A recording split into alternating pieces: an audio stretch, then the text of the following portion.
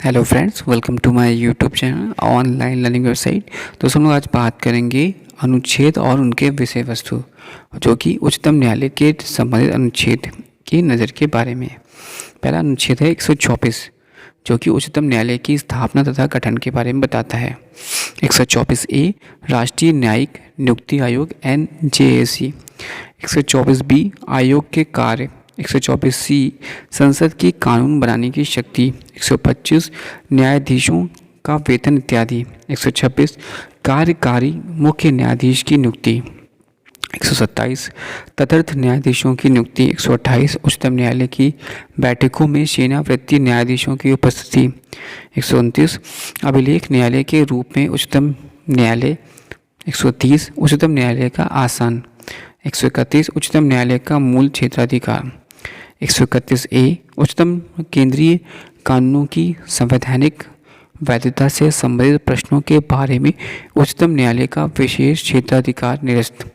132 उच्चतम न्यायालय का कुछ मामलों में उच्च न्यायालयों से अपील के मामले में अपीलीय क्षेत्राधिकार, जबकि 134 उच्चतम न्यायालय का आपराधिक मामलों में अपीलीय क्षेत्राधिकार। 134 ए उच्चतम न्यायालय में अपील के लिए प्रमाण पत्र। 135 उच्चतम न्यायालय द्वारा वर्तमान कानूनों के अंतर्गत संघीय न्यायालय के क्षेत्राधिकार तथा शक्तियों का उपयोग। 136 उच्चतम न्यायालय द्वारा अपील के लिए विशेष अवकाश। 137 उच्चतम न्यायालय द्वारा निर्णयों अथवा आदेशों की समीक्षा। 138 उच्चतम न्यायालय के क्षेत्राधिकार का विस्तारित वर्णन करना।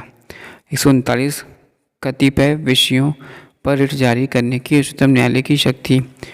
139 ए कुछ मामलों का हस्तांतरण। 140 उच्चतम न्यायालय की आनुशासनिक शक्तियाँ। 141 उच्चतम न्यायालय द्वारा घोषित कानून का सभी न्यायालयों पर लागू होना।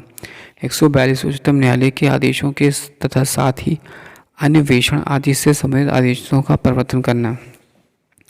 143 राष्ट्रपति की उच्चतम न्यायालय से सलाह करने की शक्ति। 140 सिविल तथा न्यायिक अधिकारों के उच्चतम न्यायालय का सहायक होना। 140 ए कानूनों के संवैधानिक वैधता से जुड़े प्रश्नों के विस्तारण के लिए विशेष प्रावधान निरस्त। 145 न्यायालय के नियम इत्यादि।